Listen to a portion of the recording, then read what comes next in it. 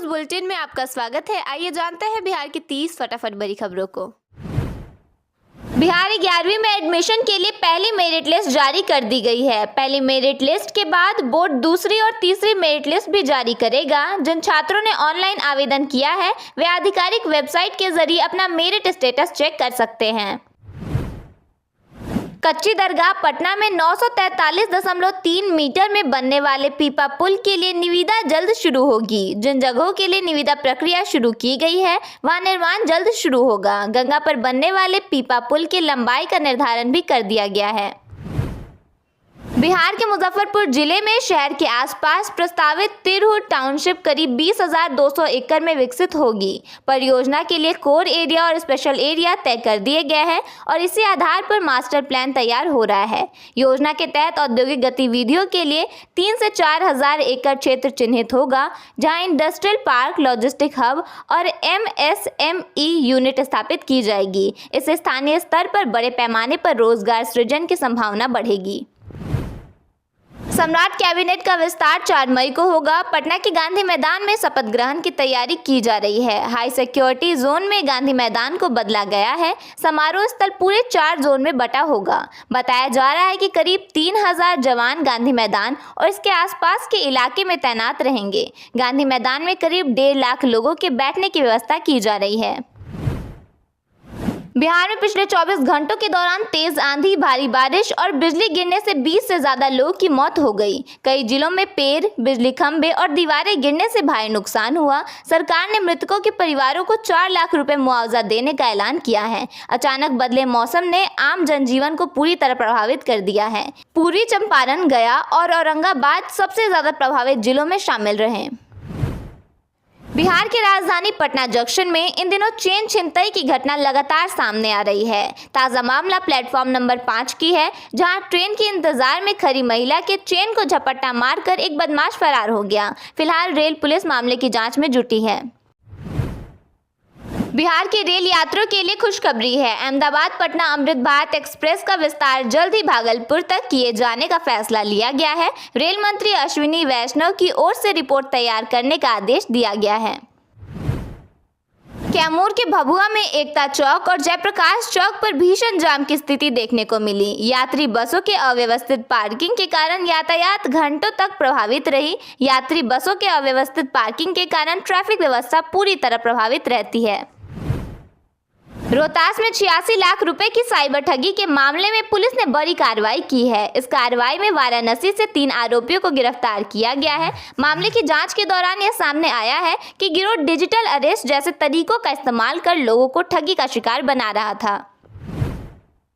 बिहार के 3 जिलों में पीपा पुल बनाए जाने की योजना है। टोटल 6 पुल बनाए जाएंगे। इसके लिए जल्द ही टेंडर भी निकलने वाला है। पीपा पुल के बनने से नाव पर लोग कम डिपेंड हो सकेंगे और गंगा नदी के दोनों ओर आना जाना भी आसान हो सकेगा। उन 3 जिलों में पटना, भोजपुर और वैशाली शामिल हैं।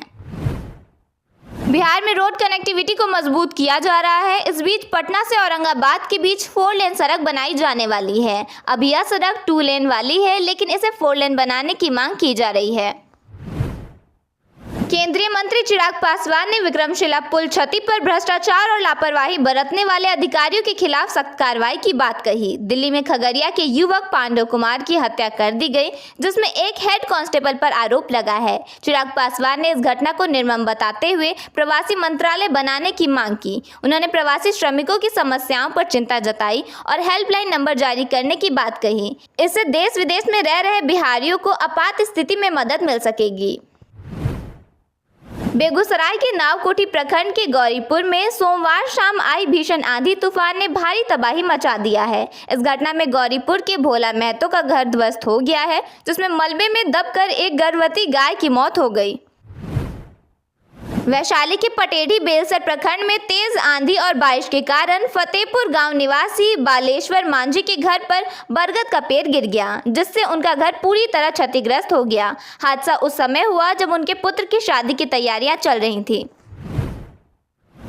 पटना के ISBT बस स्टैंड के पास एक होटल में जहानाबाद के रहने वाले संतोष कुमार शर्मा की संदिग्ध परिस्थिति में मौत हो गई। बताया जा रहा है कि संतोष कुमार अपनी महिला मित्र चंचल कुमारी और प्रिया के साथ होटल में ठहरा हुआ था। मामले में पुलिस ने मृतक की महिला मित्र को कस्टडी में लिया है और उससे पूछताछ जारी है। खगड़िया में मुख्यमंत्री सम्राट चौधरी ने मां कात्यायनी मंदिर में पूजा अर्चना की। इसके बाद उन्होंने मुंगेर में तिरुपति बालाजी के दर्शन भी किए। पटना और बगहा में बादल छाए रहे, जबकि 10 जिलों में रेड अलर्ट जारी किया गया। मौसम विभाग के अनुसार 8 मई तक ऐसे ही मौसम रहने की संभावना है। आंधी और बारिश के कारण बीते 24 घंटों में 25 लोगों की मौत हो चुकी है। तलाक मामले की सुनवाई में पवन सिंह और ज्योति उपस्थित नहीं हुए। उनके वकील ने बताया कि शूटिंग में व्यस्त हैं और अगली तारीख की मांग की गई है। पवन सिंह पहले ही कह चुके हैं कि साथ रहना संभव नहीं है।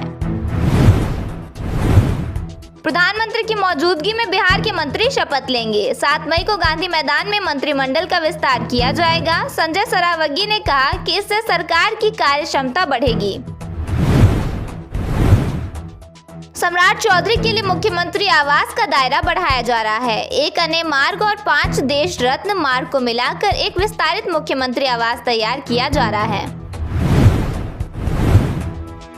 पटना के एक होटल में एक युवक की लाश लटकी हुई मिली। बताया जा रहा है कि वह शादीशुदा था और अपनी गर्लफ्रेंड के साथ कमरे में मौजूद था। इस मामले में प्रेमिका पर हत्या का आरोप लगाया गया है।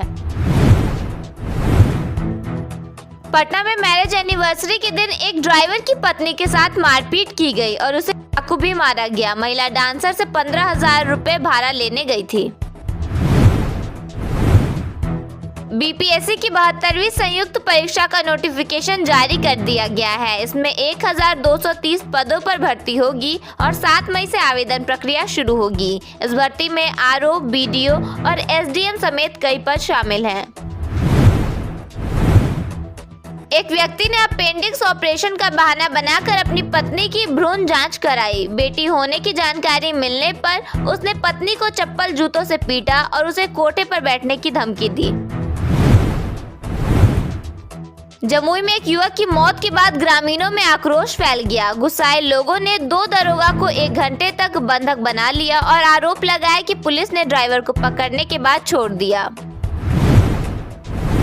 वियतनाम के राष्ट्रपति टो लाम ने महाबोधि मंदिर में बोधि वृक्ष के नीचे ध्यान लगाया और विशेष पूजा अर्चना की। एयरपोर्ट पर मुख्यमंत्री सम्राट चौधरी ने उनका भव्य स्वागत किया।